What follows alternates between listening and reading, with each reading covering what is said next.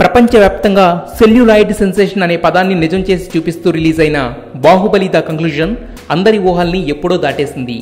Collections పరంగా చూసుకుంటే ఇండియాలోనే ఏ సినిమాకి అందని రేంజ్లో స్టాండర్డ్స్ క్రియేట్ చేస్తుంది.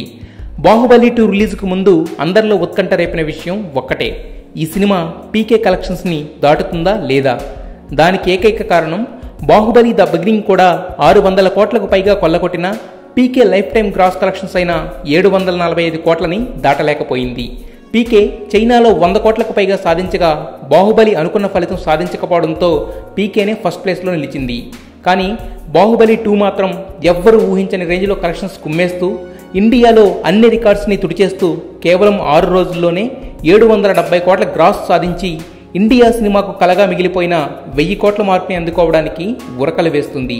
బాహుబలి 2 తెలుగుకు మించి బాలీవుడ్లో భారీ విజయం సాధించడంతో అక్కడి ట్రేడ్ పండిట్స్ నోర్లు తెరుస్తుంటే బాహుబలి ప్రభంజనంపై ఏ ఒక్క బాలీవుడ్ బడా హీరో కూడా స్పందించకపోవడం విశేషం.